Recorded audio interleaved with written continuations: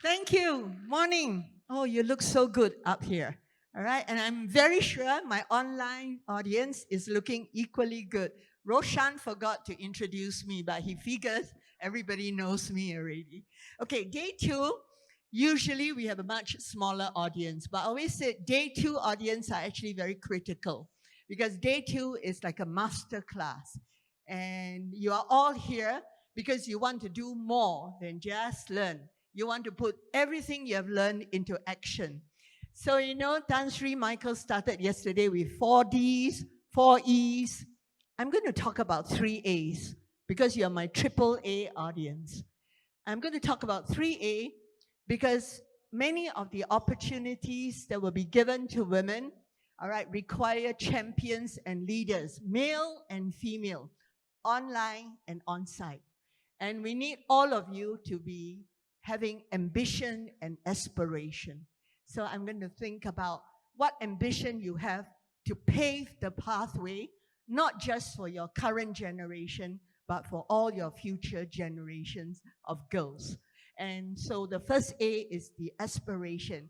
And we're going to hear about the aspirations from my many women panelists, and they are wonderful leaders, and they have been championing change. The second A is critical. We cannot build women leaders on our own. We don't have the monopoly for knowledge. We don't have the monopoly in context and in networks. So the second A is alignment. I'm going to ask for alignment from all of you. Your numbers may be few today, but you can multiply. And that's the scalability and the accessible market. So all of you are my accessible market this morning. And so we want the alignment and many hands, because it takes many hands to raise a child. It takes many hands to raise women leaders. And you will not be let off for lunch. I'm serious, all right? If you don't take the third A seriously, which is action. Let's not just talk about aspiration and alignment without action plans. And I know I will get many great ideas coming, not just from the panel, because once again, a master class requires masters from my audience. So the microphones are free.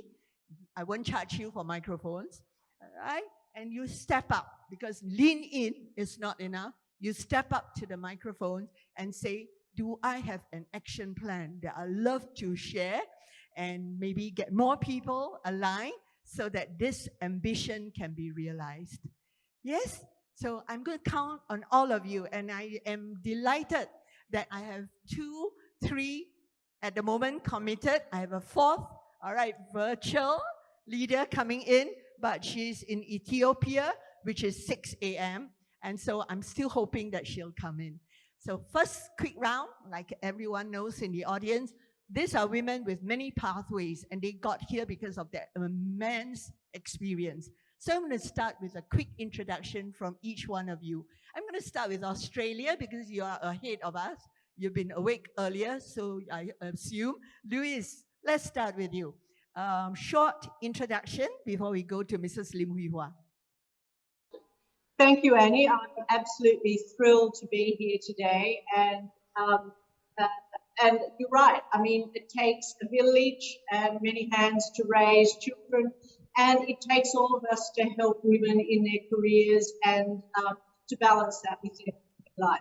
I've had mentors, both male and female, my whole career, which I've been very grateful for. And as part of that, I have tried to extend those considerations to people who I work with and who work with me and who I'm involved in. And I think it's extremely important. Louise, I need you to share a little bit about being chairman of the Global Foundation and what exactly does it do? The Global Foundation is probably the best description is from our ambassador to the UK, George Brandis, described us as private diplomacy because we work across the whole spectrum of society, from individuals to corporations to universities to faith-based organisations. And we also have the involvement of governments and people of influence, and we get together to try and develop ideas, as you have said, that can be put into action for the betterment of the world. Our mission is cooperative globalization, and I often quote the amazing figures of globalization in the last 30 years in terms of the alleviation of poverty, and this is a well-known statistic which people like Larry Summers has quoted. In the last 30 years, 108,000 people per day have been lifted out of extreme poverty. Women's engagement in the workforce, women's education, women's health has improved, as has children's health. So globalization has delivered many benefits. We can't be complacent, but we at the Global Foundation try to accelerate that pace of change and support. Thank you, Louise. And I needed that to remind everyone that although this is a women's forum and summit, the good that many women coming together can do. And I love it that our first panel talked about digital, because digital is genderless, digital is ageless, digital is borderless. So doing good is also ageless, genderless, and borderless. So I'm going to go to Mrs. Lim Hwee. All right, and I can tell you I'm full of respect for Hwee, and I'm delighted that she could join us virtually. So Hwee, fantastic background, but perhaps you could take us through a quick introduction. Sure. Thank you, Annie. Hi, good morning, everyone. I'm Lim Hwee from Singapore. I have crossed the public-private sector divide, not once, but twice, which is probably a little rare. But I've benefited a lot from the different perspectives and roles that I had to play.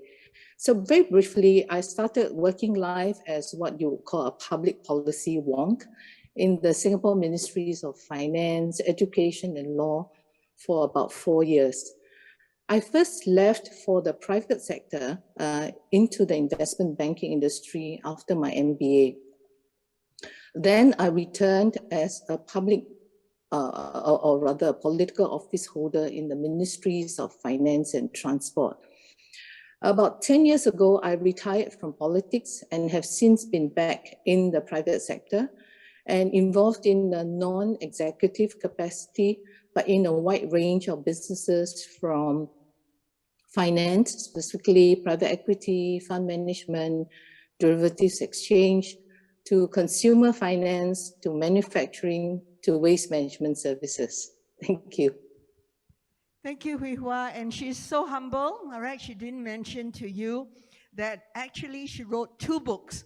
Both are published, Government in Business, Friend or Foe, in 2014, and it has been translated into Chinese, Portuguese, and Spanish. And then, not satisfied with that title, she went on to Government in Business, Leading or Lagging in 2021. Can we put our hands and thank and clap her for her contributions? Because that's the kind of, profile that many women do have, the ability to straddle between public and private sector. And not just public-private, I got a 3rd P, public-private people partnership. Because everything we do in public or private sector is with people at the core. And I can't think of a better introduction than this lady in pink. Cantik or not? Cantik, yeah? Yeah. So this lady in pink is Dr. Lee Oi Kam. She is actually a medical doctor. All right? And I would love to have her give us her introduction to where her journey had been so far. Dr. Lee? Thank you. Looking at the audience today, I think I speak for myself and for women who are past their 70s. So don't believe her lah. She's not 70 lah. Yes. So I just have a quick introduction where I am now, and I will later on share with me the journey. So I sit on 2 family boards, family business boards. I am also on the founder 5 years or 7 years ago of 2 fintech company, of which one of them won an award at the finalist award at the Singapore Fintech Association, and an agri-tech company. On top of that, what you see here, I am on board the Family Business Network. It's a network where families with business are in together to do peer-to-peer learning, because between family, there are different issues that is just purely not from the corporate board. So on top of that, on my philanthropy picture this time, I'm with the Asia Philanthropic Circle, and we do quite a lot of philanthropic initiative. There is a chapter here in Malaysia too. Least, but not the last, I am a grandmother, 7 grandkids, and of course, mother-in-law.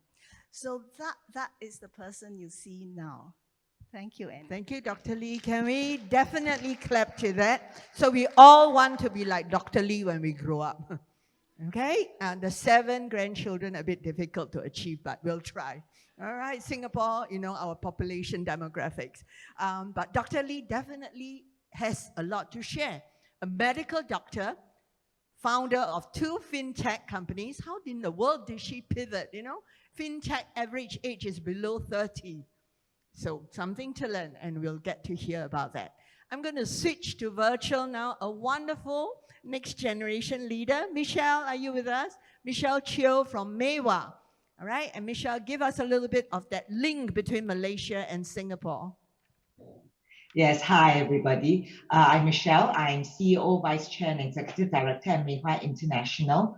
Mewah International is a global agri-commodities player, and we have many food manufacturing facilities in Malaysia, primarily in the food sector, spanning from Port Klang, Johor to Sabah. We also have factories in Singapore and Indonesia, and we sell to over 140 countries. I've been 20 years at Mewah now, and before that I was trained as a chemical engineer, and I was working with Exxon when it was still Exxon in both the US and Singapore. Although for Mewah, we are a manufacturing-based company, 44% of our senior management are women.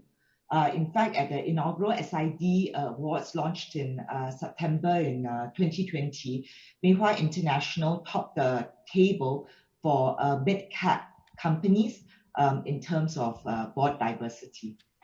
Thank you very much. Thank you, Michelle. You're not going to get away so easily. Maybe you could let us know when you pivot from working in Exxon to working in Mewah.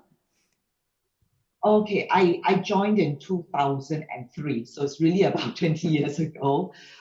Yeah. And before that, I was working as an engineer at Exxon, yes. And when did Mewah go for listing on the Singapore Exchange? I think Mewah listed about 10 years ago, give or take, 10, 12 years ago. And you were very instrumental in that journey, right? From being private that he held to being a listco. Yeah, I think from private to listco, we actually learned a lot in the journey. So one was about listing the vehicle, but also putting in system processes, etc., to professionalize, modernize, and then after that to scale the business. Thank you very much, Michelle. And you could hear from the way I'm asking the question is family-owned businesses, 2 different generations. They have 2 different journeys and 2 different stories. And I think you saw some of that in our ladies yesterday. The wonderful Aisha from Tamrin Group, and also Valerie, all right, from KIP. So a large part of Asia is family-owned. And they can do marvelous things, whether they are listed or unlisted, because they are very inclusive and they contribute back to community. So to me, that's one very powerful engine for growth. And looks like my Ethiopian lady is not able to come in, so I'm going to go to the real person next to me. All right, we have Professor Mona. And those of you who were at the dinner last evening, she was one of the award winners. Yeah, so let's clap to that.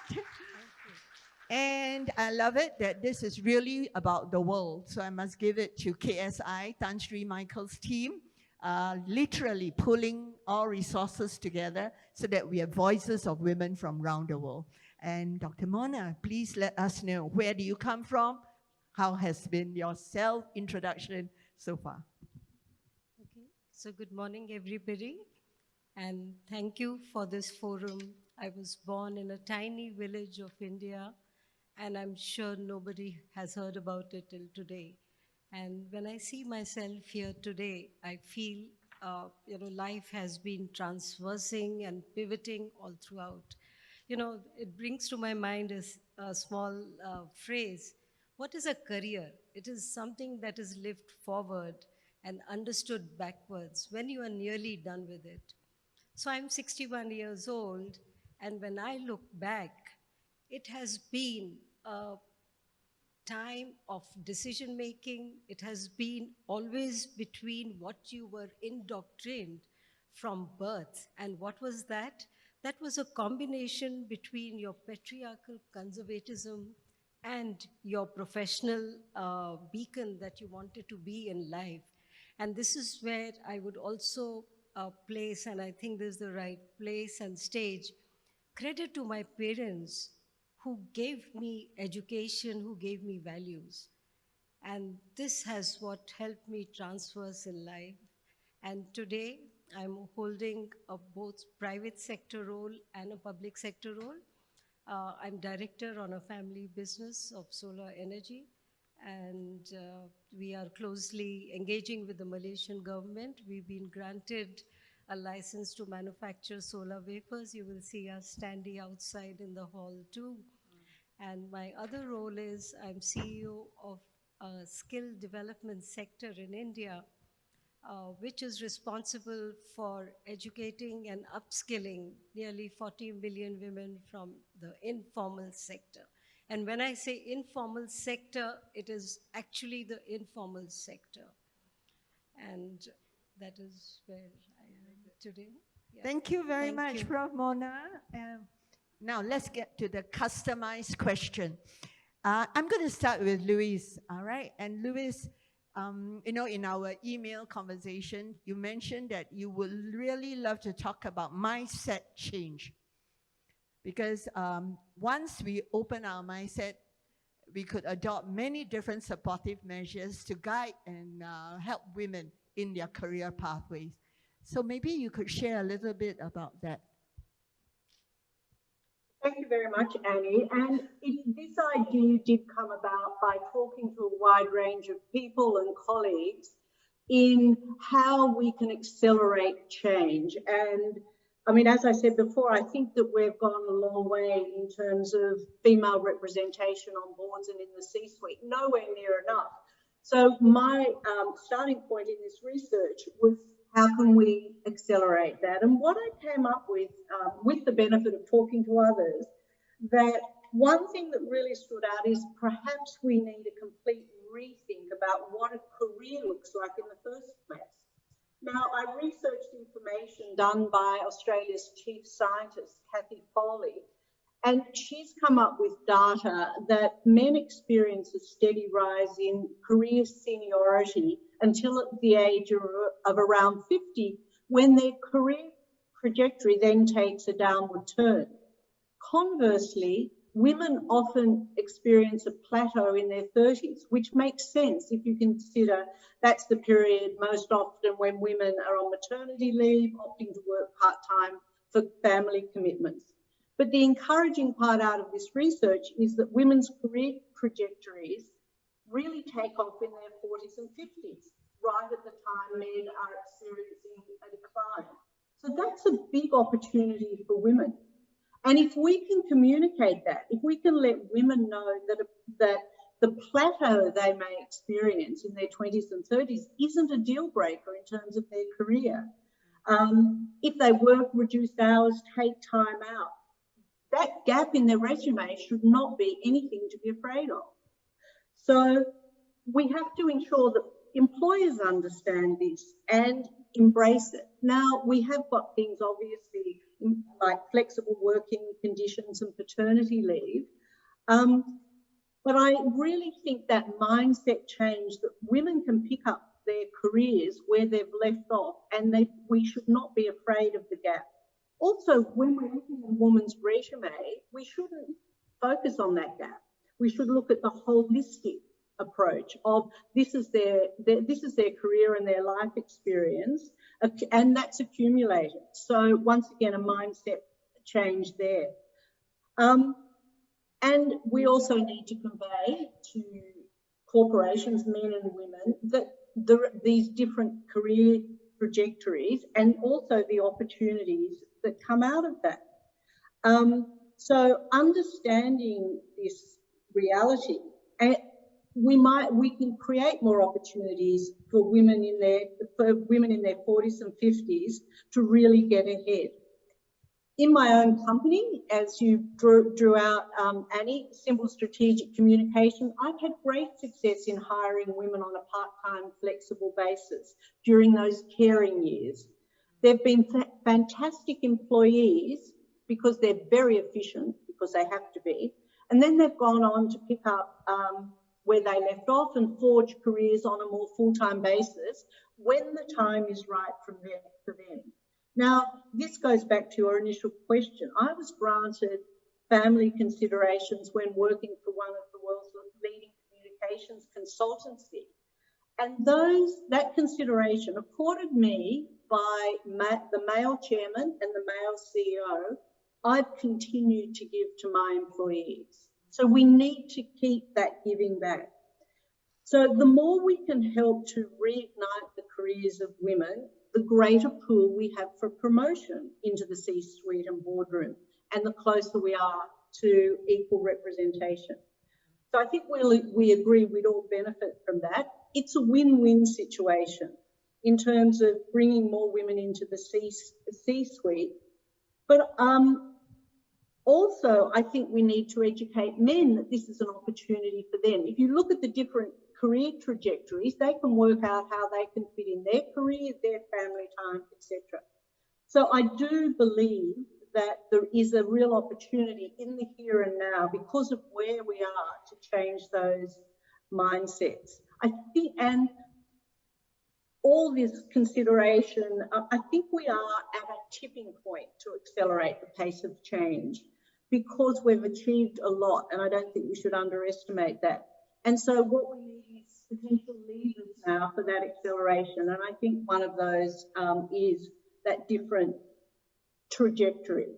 And just a couple of other points to support that notion.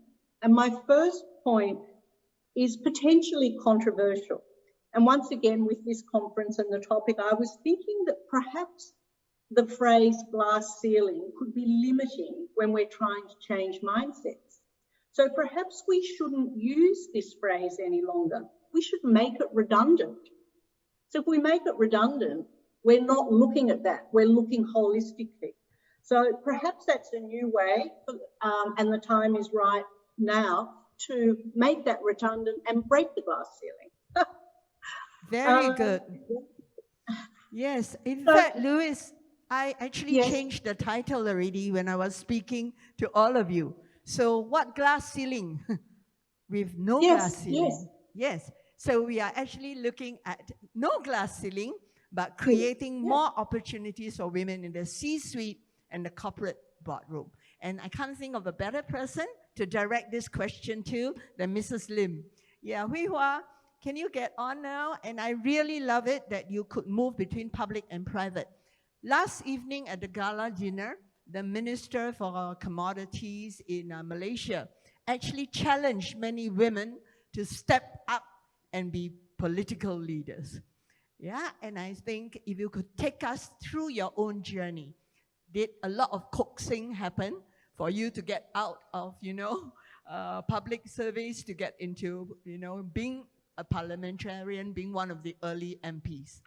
Maybe you could share that journey. And then when you pivot back to private sector, how did you get yourselves again onto so many corporate boards and helping to develop teams and people in the private sector?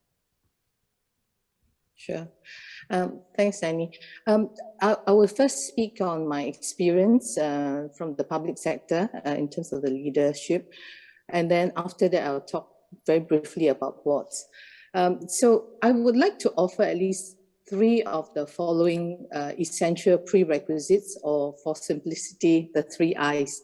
The first is really interest in public policy across a wide range of issues.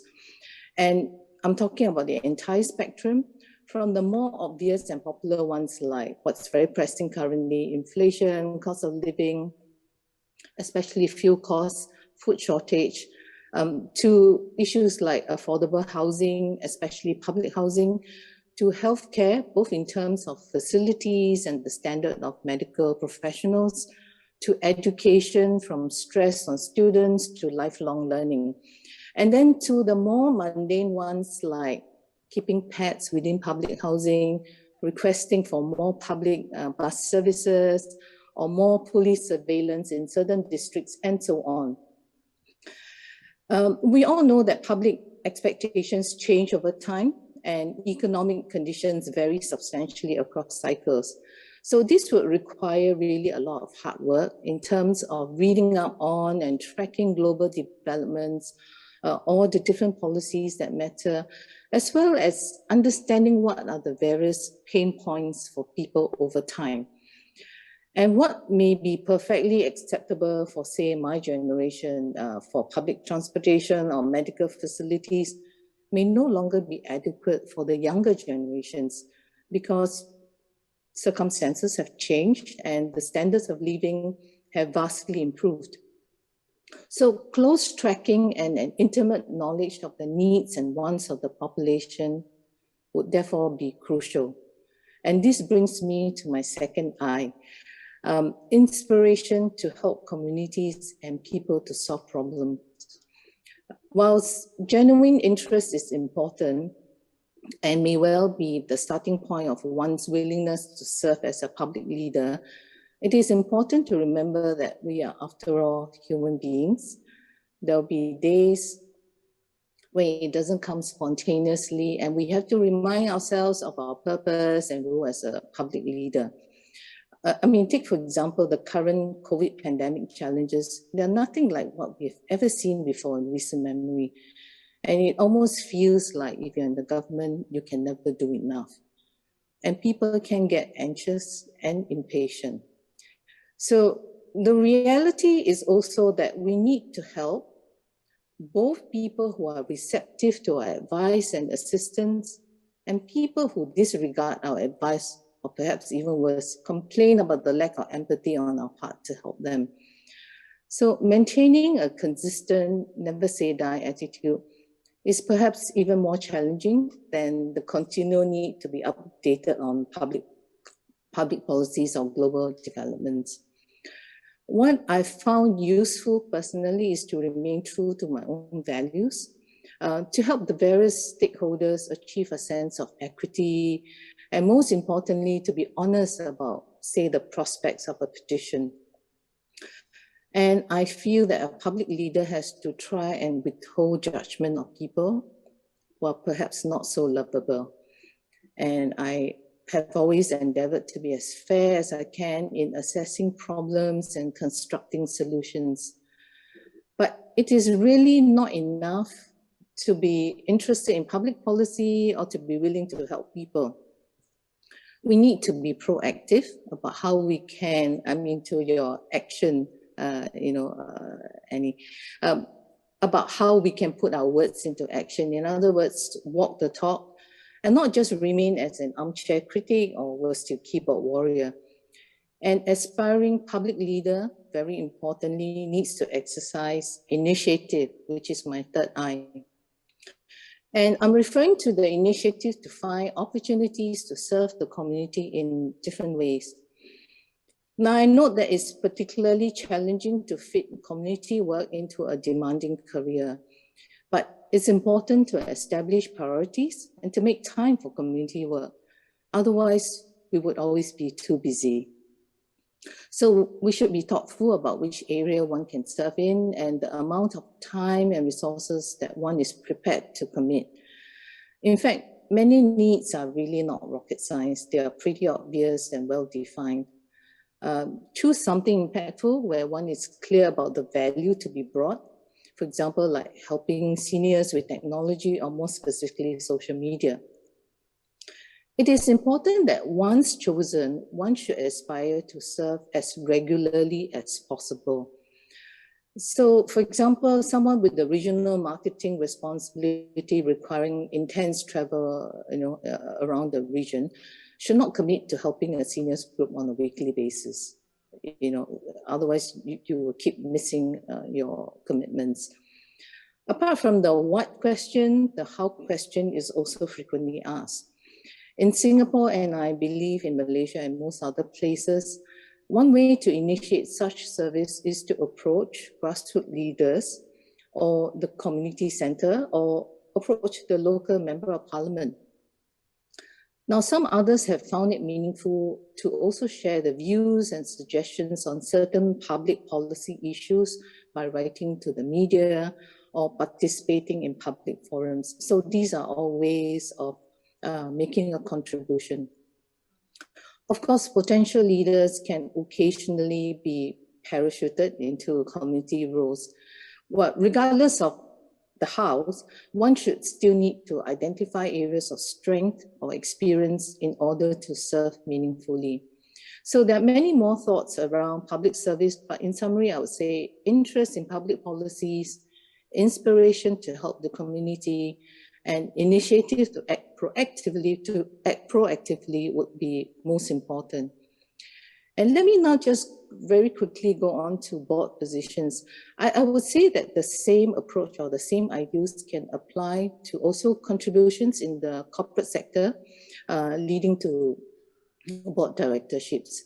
So identify the areas of interest, which may be where there is specific domain expertise or experience, and where there's an inspiration to help the shareholders, if not the various stakeholders of a business or even a not-for-profit entity. Then act proactively by writing to register your interest to either the chairperson of the board or the nominating committee if one does not know anyone at the company itself. Thank you. Thank you, Hwee. Very good. I love 3 eyes, yeah?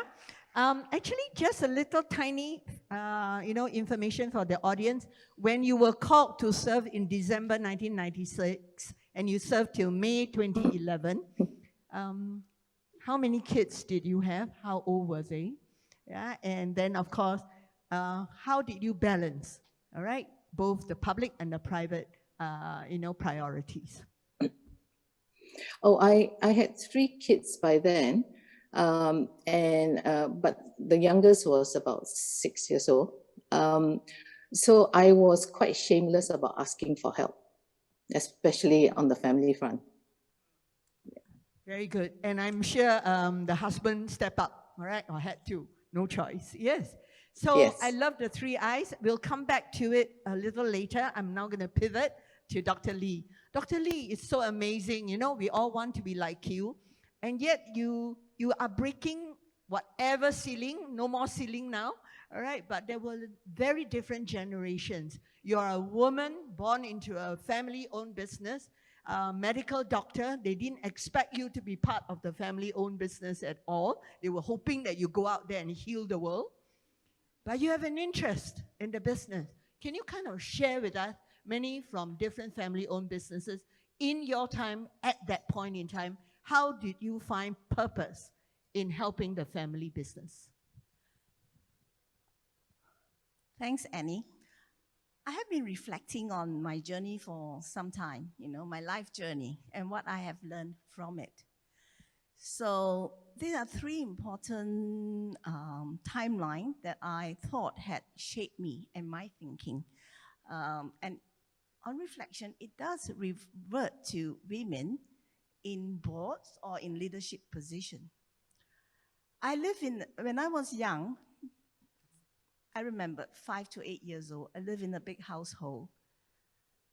5 uncles, 3 grandmothers, another 4 aunties, and we had lots of cousins to play with. And my grandmother was a matriarch in the household affairs. An elder uncle was in the business affair. So it looks as if I had, when young, there was no bias. I was very I was very, I would say, they use the word bossy, but nobody called me bossy. They say, wow, she has leadership, you know. So from young, I had that environment, no bias. Then the second part is when I was in school, I was a very strong advocate of the guiding movement. And that helped me too, because it teach me independence, you know. And the little small steps we do in getting that little badges here and there when you're young is so important. That, you know, from, you know, household chores to sewing, back to the other end, you know, how do you cut down bamboo to make a tent, to find your way around an unknown. I think that part of growing up shaped me a lot of independence. Then I wanted to go to be a doctor, like you said. I wanted it. It's not a family. There was no, you know, my father was very generous and says, whatever, go and look for it. I applied for Hong Kong U and Singapore U. Hong Kong accepted, Singapore rejected me. But I want to be in Singapore, it's nearer. So I had to appeal to my father. To set the stage, you actually grew up in Malaysia. Yes. I'm a Malaysian from Ipoh. I appealed to my father. I says, you know, I want to go to Singapore. Please find all your contacts and get me in, right? Okay, so that's the power of family business. So I became a doctor. Now, I do enjoy being able to look at a health problem and in my limited way solve them. I've been a medical doctor for 8 years in the public sector. Then the last incidents come was the last few years of my father, health was, he has cancer and had a lot of care. Definitely, family says, you're the doctor, you are in charge. And that was when I left public sector medical and become a locum, because then I have flexibility to take him for appointments, Stanford, and all those things. So this is the life, you know, that changed. My father passed away. And among my siblings, there are 5 of us, so we are second generation. And I realized even all this while, father treated the children the same, even though we are the Hakka children. So you suddenly realize you do own something. You own the family business, but I know nothing about the family business, right? That was the point. So the decision was that, what do I want? So I says, I want to be in the family business. So it's a very determined decision, you know. I just had that purpose, but I know nothing. So sit in the board, right? Artificial board. Women says you have to step in. When I stepped into the board, I wasn't uncomfortable, even although it's just family members. I knew nothing about figures and reports from CEOs. I had to step out. I feel so uncomfortable, but I'm still in the board, and I know that I'm not effective.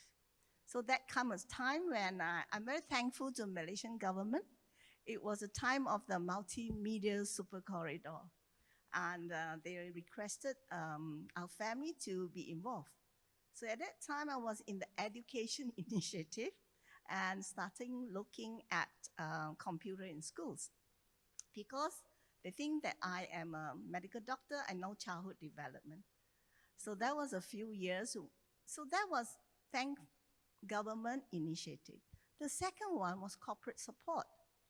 I had a joint venture partner with PNB IT and later on with High-Tech Padu. That drove me to know a bit more about what is board, you know, how to be effective board. So again, are we prepared? How do we prepare ourselves? So I always tell the ladies now, if you have daughters, you know, just go for at least a board director course. And to me, at that point, that certificate was important to me. It changed my mindset that, yes, I'm capable. This is a piece of paper, and nothing has changed, actually. Just nothing has changed. So that was, you know, corporate support. It was very important. And of course, from my family is funding. So when I said I stepped out, I began to look at entrepreneurship. I started 6 years ago. I look at fintech because during my time of learning, for whatever the reason, now I know, I did a course in computer diploma. I didn't finish, but I learned about COBOL and Fortran at that time. And I understand the zero and the ones and what it means, right? So I'm involved in a fintech startup in Singapore with good banking partners who understand what is the financial solution needed in the digital world.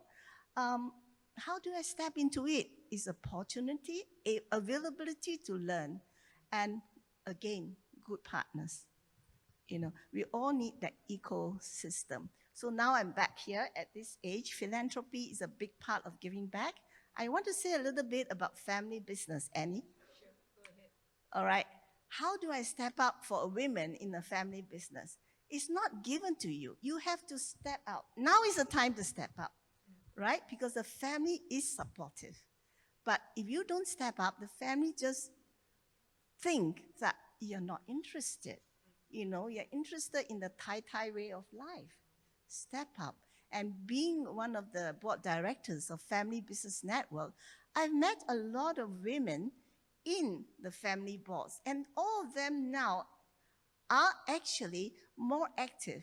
So what part can we do in the business, in structuring the family constitution so that women being more aligned to emotional needs, we can proceed to do a family constitution to balance family with harmony and business ideals. So community work is one of the very important part of getting families together, because when you contribute, there's a little spark that makes sense to you to say that I am important to the world. You know, so community work for women. I have a platform in Singapore where I work with CEOs and boards women so that they can participate in all the food security during COVID. And I can see that spark. They have no time to do charity work, but because they can contribute in many different ways, I find that they rise up to the occasion. So opportunities, Annie. Very nice. Thank you very much, Dr. Lee. And the pivot stories, yeah? So I'm going to turn to Michelle now. Michelle, and you know, Michelle, I'm delighted that actually you believe so much in gender, you know, no bias within the workforce in your own company. Congratulations on winning that award. But I know that in many ways, you represent the new next generation leader. And there are also many things that you think should change. The unconscious bias in the minds of many leaders. And so maybe you could share with us, how did you do that change within Mewah? Thanks, Prof. Annie. I think it's not possible to say that there are no bias. Reality is there are biases, and it's actually very difficult because these are unconscious and unspoken. So sometimes actually when you bring it up and you talk about it, because it is unconscious, people are not able to accept what you say. So in reality, I think there are loads of unconscious biasness. And I think it is unconscious for both men and women regarding this. And so where I have seen, I mean, you can see I'm clearly a chemical engineer. And as Oika mentioned, in a family business, people tend to be supportive. But ultimately, I do believe there are certain unconscious bias that happens. One of the things is that, first of all, in any business, the people who call the shots are always the people who hold the P&L responsibility, or they bring in the business. That is a reality, right? And so sometimes, due to our gender bias, even at entry levels, we tend to give these jobs to men rather than women. For women, we say, oh, okay, it's very good to do the administration, make sure that the things are done properly, etc. But we don't encourage women when they're young to take on the sales job or the P&L responsibility kind of roles. When it comes to senior level positions, the men will have the necessary experience to be promoted. So I think in any organization, we have to make sure that there are enough women coming through the ranks in the front facing positions as well. The second thing is that sometimes when it comes to traveling or heavy duty engineering roles, we tend to be considerate to the women. So we tend to say, oh, please, we shouldn't make them travel so much because it could be dangerous or it could be not safe. Or we say that, oh, the women will send them into technical procurement rather than the front-facing production engineers or maintenance engineering jobs.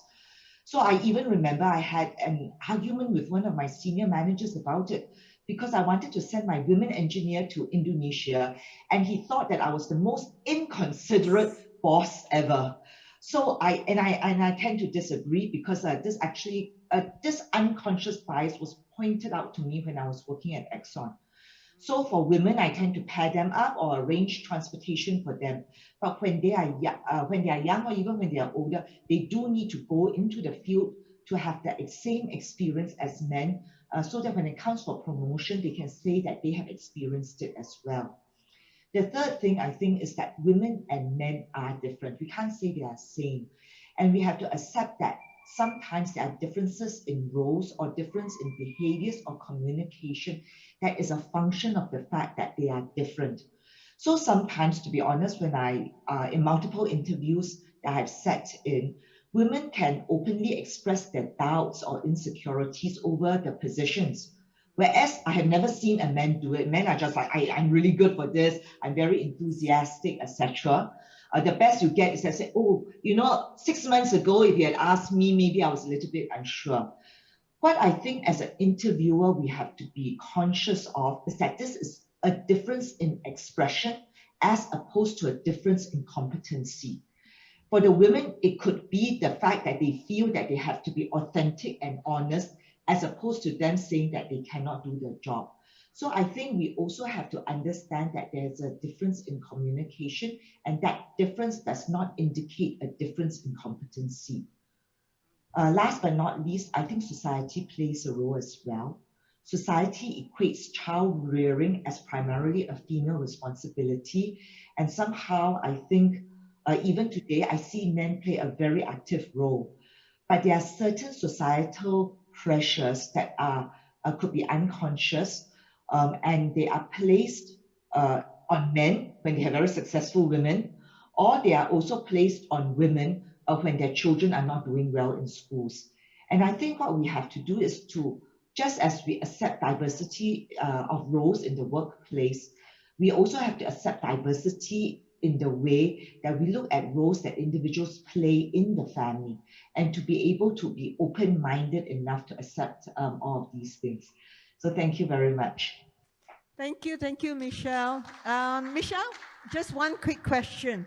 Many of the women in the audience probably wondering, does it make a difference having worked outside in a company like Exxon before you come into the family-owned business? Did that sting help you when you come in and then take on the role as CEO? All right, implement some governance or systems that can benefit the organization? I think diversity of experiences definitely help. So when I was working with Exxon, there were two things, right? First, I was in the States, and I could see some of the perspectives and the way they look at things, very good systems. Then when I came back with Exxon to Singapore, it was in a startup role whereby they were building a multi-billion-dollar chemical complex in Singapore, and I was part of the startup team that was doing it. I think the fact that I had seen models work somewhere, when I come back to, it could be a family business or it could be in any other business, the idea being that there are certain frameworks or cultures or pictures in place. When you talk to people, that diversity of experience does help in bringing a value add to the table.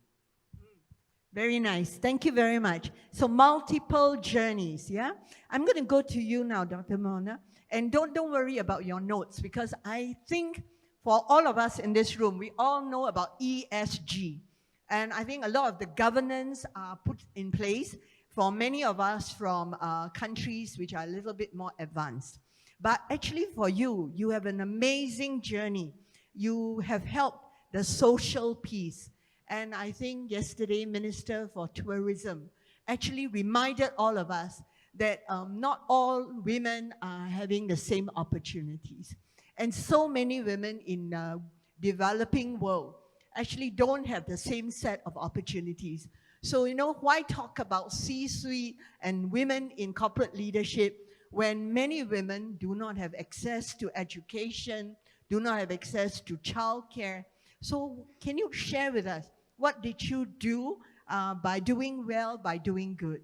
I'm quoting your bio on that one. Thank you. So, thank you for this question. Thank you for this question, Annie.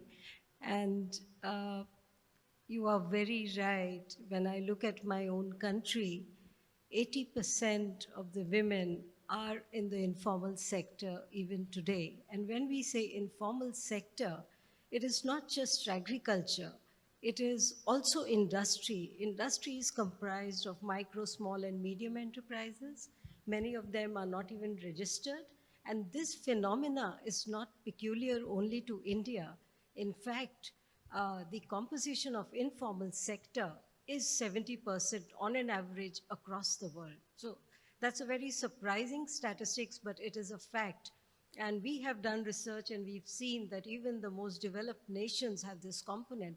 Now what happens is, why is it dominated by women? The reason it is dominated by women is because women did not have access to resources. They did not have access to education. There was a gender typification of roles. And the generation I hail from, it was very much there. A lot has changed now, but that led to them being marginalized. When they are marginalized, what is the easiest entry into occupation, into workforce? It is the informal sector. There are no contracts. You don't, bargain on wages. You don't fight on your wages. There is no empowerment. So this is what happened. And my work actually incidentally took me when I started with working with the government. I was actually working for crafts and textiles, again, one of the biggest sectors of India, and dominated by women workforce who work informally. And there is no asking what they earn, how they contribute, and they do unpaid caregiving all the time. They have no support systems. So when I look at that journey, how it moved forward was, we saw that these women need to be empowered. They need to be made into decision makers. One of my roles as an advisor to the UNSCAP and GAP forum was converting women from water carriers to water managers. This was a phrase which told us that women in agriculture have all the knowledge of agriculture, but no decision-making power. When the men left for the towns and cities to get a secondary source of income, they were suddenly left at bay to look after the children, to get the resources together. And this is where a lot of my work has been about, focusing on the education, skill development, empowerment of women. There is a acronym which is called ASK. I applied that to my own life. Attitude, skills, and knowledge. Women in agriculture have the aptitude. They have the skills, unbeatable skills. I have seen women in textile sector. I have seen women in so many industries. They have the aptitude, they have the skills. Just need to give them access to knowledge, empower them. And that has worked also. And it is a learning from my own life, transferred, pivoted from a lot of sectors, from fiber to fashion, where I was actually sitting as a jury on the fashion weeks of India. But I realized that fashion clothing which was on the ramp was made by a woman who did not even know how to sign her name. So why that gap? And this is where we need to bridge that gap for the informal sector. Mind you, we bridge that gap for the informal sector, you will have millions and millions of women actually breaking the ceiling. And like I usually tell my students also, every time you break a glass ceiling, you make it a glass floor for yourself. you rise higher. So do that. Thank you very much. Yeah. And Mona, you know, just now before going for tea, so now you could tell I'm having conversation now. You mentioned that actually women would be fantastic, not just with the governance, the social, but with the environment as well. Because as women, we know all about the circular economy. Our mothers teach us not to waste. So, you know, that should be in our DNA. So how did you get into the environment and sustainability path? And where do you think women can play the new role? Because there's so much skills needed for green skills. So share with us on that, because I think that's another big area where women can get involved in.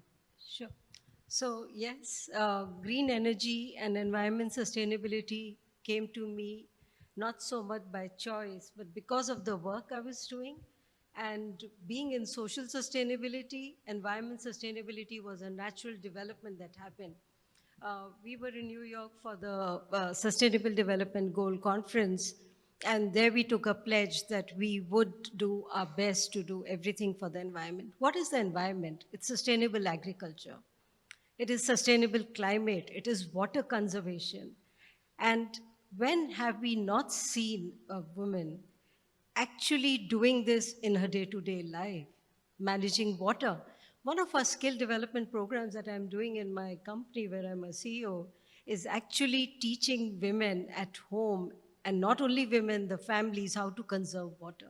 The moment you start conserving water in every household, I think the water problem actually goes away. You don't have to do big programs, you don't have to do big capacity building, all you have to do this. So, as rightly said by Professor Annie, it comes naturally to us. Doesn't it sound familiar? Recreation, recycling, reuse, don't we do all that all the time with all our lives? So I think women are very natural managers with the right aptitude, even the basic skills to do ESG. All you need to do is step out, go ahead, get your knowledge. I certified myself in 10 different domains. After getting my IAM in international business, I realized international business was just the tip of the iceberg. I needed a sustainable supply chain, and this is what I did. So reinvent yourself. Go ahead, acquire your knowledge, don't wait. Thank you. All right. That's what we are bringing the rest of the women in. So I'm going to open to the floor. I stand between you and lunch. Give the next 10 minutes. Anybody wants to grab a mic? We have amazing panelists here, both virtual and on. Ken, I saw a hand there. Thank you very much. Introduce yourself, get to the mic, and then maybe a question, whatever you are posing to. Okay. Hi, I'm Christy. Christy from MCCC. WEC, we are women entrepreneurs for Malaysia, China, China.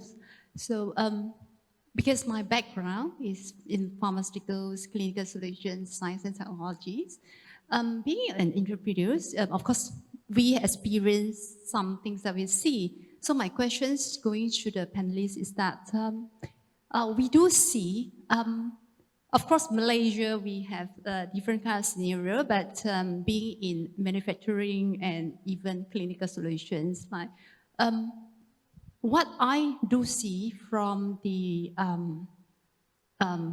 for example, we have expatriates that comes in. Of course, they are Europeans, and one of them is actually from India. And Malaysia, in pharmaceutical sectors, there's a lot of Indians, male particularly, that actually coming in for biotechnologies, biodrugs, and also pharmaceuticals. So they are sort of like chemists or pharmaceuticals related jobs. And when they come in with a concept, which of course in Malaysia is not that common, that according to them, it's okay. Ladies is in India maybe, from their culture, is ready to work extra hard to get a job compared to men. So when they come in with expectations that to get ladies work 12 hours a day is okay. And they are willing to travel, work long hours, wake up early, 6 o'clock compared to men. And this is something that feedbacks come from them.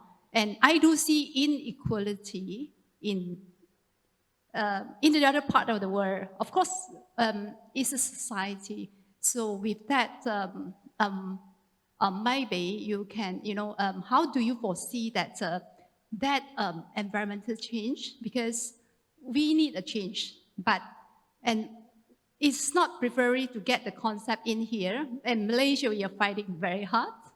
And because we do have, in certain sectors like pharmaceuticals or clinical, we see a bunch of top managements, they are all ladies and women entrepreneurs.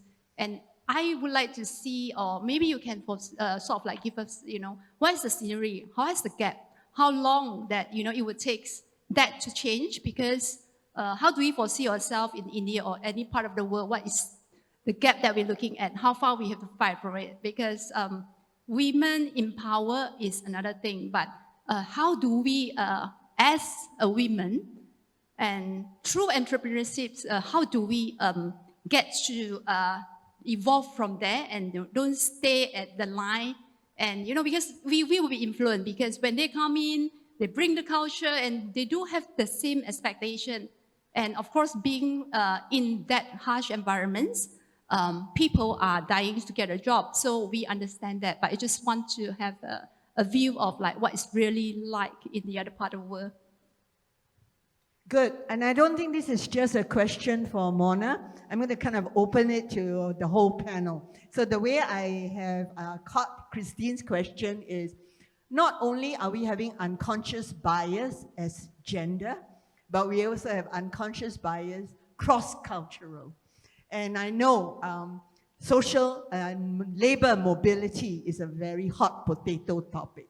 All right, every country has foreign capital, human capital coming in, and we always wonder, how do we get them to change mindset, to be more enlightened management within our host country? Love to have them share their skills, but at the same time recognize and understand that the people in the host country have different expectations. Yeah?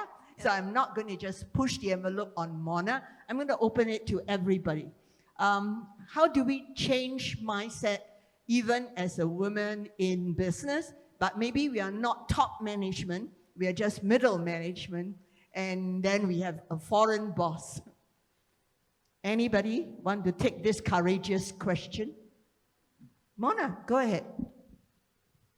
Okay, so what I would say, and from my own experience, take pride in what you have. Take pride in what you have, and believe it or not, if you take pride in what you have, people will take pride in what you are. You don't have to be shy of anything. I have given you my background. I never thought that born in that tiny village of India, I would go on to study at the world best institute in India, the IIM Ahmedabad. I never thought, I never imagined.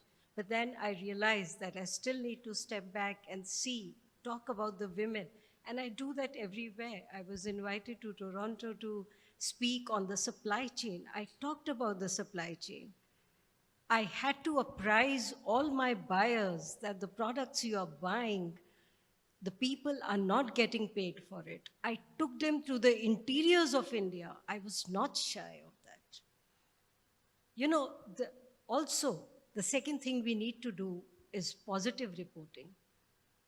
There is plus and minuses in all cultures, in all businesses, in all countries. Do the positive reporting. There is so much knowledge in this whole event. I think if we pick up just the best practices from each country, we all move in there together. So do we have another best practice for Christine? Okay, I'm now in a privileged position. And I have offices in 6 countries. And every time I start up a country and we ask for human resource when we hire, I don't get women being put in front of me. I wonder why. I only have candidates, male. So now I'm going to be more gender biased. If there's a female with the right candidate in front of me, I'll be the one. So I think we need more women that think like that. But it's true, I don't get women candidates for the top posts. Okay, Louise, since you work in a very much Western world, so how do we get some best practices when you have foreign talent? Can I ask 2 questions? And they have to promote the women. Can I I ask 2 think questions? it's still a work in progress, and I think the question was very relevant. So what we've been talking about today is breaking the glass ceiling, but it needs to be bottom up. So we do still need to advocate for women and girls. And certainly I've been involved in other organisations, first Care Australia, where we run programs throughout Asia. And basically we know that if we sponsor a woman, they take 4 others with them on the journey. So I think it's a very important question. And even in Australia, there is still that bias about different skill sets, and then women perhaps take the more menial tasks than men. And I think it is with my fellow panellists, as we've said, women do have to speak up, and we do have to mobilise people to support us. We've got to look out for both the women and the men who will support those women. But I think it's a very good question, and while we're, in Australia, we're coming a long way in terms of women's education. More than 50% of our university graduates are women. Education is key, and collaboration between men and women, mentees, mentors, old and young, needs to be worked through. So we need to do this collaboratively, and with the mission to have, as we've all said, a better world, but a more equal world. So I think it's a very good question, and we shouldn't lose sight of it. Okay, I do have another lady who's, yes, correct. Thank you, Chris, for the question. Thank you. Assalamualaikum warahmatullahi wabarakatuh. My name is Wan Maimun. I'm from the construction industry. I represent women in construction industry. I have 2 sort of comment and also question that we can discuss. Number 1 is the one that we're talking about, breaking the glass ceiling, women in board of directors. Sometimes it's not just glass ceiling. Sometimes it's the sticky floor. Women, we are in our comfort zone. So I would like to share my experience. I have companies in the listing who requested me to find women in the construction industry to be in the board. Unfortunately, most of the people that I asked, they fear the fear of being in the board. So maybe we can have some kind of, action or activities to tell women that their experience, they themselves, is what we want. There's no necessity to be feared, to be afraid of being in the board of directors, to be the only women in the construction, in the board of directors. So one of my comments is, number 1, it's not just glass ceiling. It's not gender afflicted. It's our own fear, which is, I call it the sticky floor. That's number 1, because I'm talking through experience. Number 2 is about women in decision making. In decision making, especially in the civil service. I remember one of the speakers in the first session say, there is a place in hell for women who don't assist women. Sadly, there are that women who don't assist women, especially women in the decision-making civil service. It is also in my experience. When we do courtesy visit to civil service or in the decision-making process, they felt guilty. They felt guilty in pushing women agenda. They felt their place there is for married. Why do I want to do women agenda? They felt embarrassed. I felt embarrassed for them because we are in the decision-making process. It is our duty. It is our responsibility to push women agenda. So I have that sad experience. I went to a lot of courtesy visits. They said, why do I want to push the women agenda? When I come up, it's on merit. No, don't do that. So again, I said, maybe we should have activities to tell these women in the decision making, which is not many. I can even name the names that I went to and said, no, we cannot be biased. No, be biased. Because this is the time for us to push women agenda. As Doctor was saying, if I am given a choice between a man and a woman with the same merit, I'm not ashamed to take the woman. Thank you. Thank you very much. Yeah.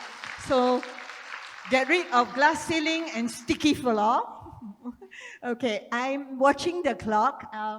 If there are no questions, I'm going to go to my final round. Can I? Okay, good. So ladies, virtually first, and then I do the ground here. So if you were to share one action plan you did that you're very proud of, all right, that had actually helped women step up, step out, step in, what would it be and why was it such a great action plan? What can we learn from it? Louise. Thank you, Annie. And this relates very much to the previous question, which I applaud, because some of the statistics I came away with was young Australian professional women did a survey and they found that 2 in 5 women did not have the confidence, clarity or ownership of their career. So I think that that is something, and I have been lucky to have mentors to support me in that, to give me the confidence, to give me the clarity. This is what you can do, this is what you can achieve, and then support me around ownership because, yes, I've had 3 children, and how do I manage? So I think my experience goes back, we have to all advocate for giving women confidence, clarity and ownership of their career. Nice. Thank you very much. Hwee. Sure. I would like to address the last question because I think it's extremely important. Important for us to note that men and women are made quite differently. The men will not hesitate to recommend a friend, a contact for a job or for another key role, whereas we women tend to think carefully about whether she has enough commitments, whether she can strike a good balance. And we should maybe try and refrain from doing that and to just make recommendations, especially when we are in a position to influence or a position to, to suggest names and so on. The one thing that I've found to be really helpful, in terms of the feedback from the women, is that I've always encouraged them to stop shortchanging ourselves. In other words, don't understate our expertise or experience, whether it's at interviews or just generally. Don't shortchange ourselves. Don't shy away from talking about our positive attributes, about our achievements, or things like whether we're good team players or even leaders. So I'll leave it at that. Very nice. Thank you, Mewah. Can I get to Michelle? I'll do all the virtual first. Sure. Hi. So just addressing also maybe something that was a question that was earlier said. I think for women, we benefit more than men from networking groups because you see for the men, either they don't call it men groups. They just call it their normal drinking groups or their normal golf groups, etc. But for women, we have to deliberately name it women only conferences, networking groups. It's exactly the same as what they are doing. And we need it even more because it's hard for us to call up the men for a drink, right? Sometimes people think that they're getting fresh or a lot of our women in schools have dropped out of the career forces. So I think it's very important that we are very deliberate about this. So I serve as a mentor under a program which Hwee has set up. I also organize a lot of career women dinners, networking groups, drinks, just any excuse there is to pull like-minded women together under any platform that's available. And really, honestly, when you are able to pull together this peer group, they influence you as well, and they motivate us as women how to be better at what we are doing and to have the positive mindsets that are required to become senior. Very nice. We have to do more for other women. What about an action plan that you put in place? I know you mentioned about putting women candidates in front of you, yeah, to all your country managers. What other things, Dr. Lee? First thing, I really appreciate what Michelle said. Really striking the nail on the head. Women need to network more. So even for this event, it blows my mind to see so many women willing to share their journey. We need to do, I personally have only been to 2 women summit and event. But within the Family Business Network, I've started up the Women in Family Business Interest Group because their problems are different from the rest of the family members in different generations, So opportunities. In this place, socially, if I like to work with continuous learning group because those are very impactful. Like I said, I benefited from change mindset with a paper. So paper does, and make it short and sweet. Don't have a long paper course. Women can take in a lot of things. With that mindset and confidence, I think the window is bigger. Yeah. Very good. Lifelong learning, workplace learning, bite-sized learning. So we are hearing it loud and clear. Prof. Mona? Okay. For me and for all of you, my words are, have your own glass elevator. Ride in it, break the glass ceiling, reach to the top, each one. And the 3 things I have in mind for that is adapt. Be your own critic. Believe in your own skills. Don't wait for external recognition to come to you. We have a lot within us which we don't recognize. And 4th, last and not the least, true empowerment and growth comes when both genders walk the talk together. I learned digital skills and computer skills from my son when he was in class 5, and I did not know how to handle that huge big box of a cube of a computer. But I had to give an interview online, and I did not know how to do it. So in a family where we are 75% men and 25% women, a lot of my success and disappointments and responsibilities, they all come together and attributed. So that is from us. Thank you very much. Ladies, I think you have heard them all and so many nuggets of gems that we can take away. I started you on 3A, but Louise actually told me it's not enough. We need 4 A's now. The last A is acceleration. I think the tipping point is here and now. And with the numbers in this room, with the people online, with champions like what I have on the panel, the journey is just begun. Let's all accelerate and grow together. Can we put our hands together and thank my sterling panel? Thank you very much, everyone.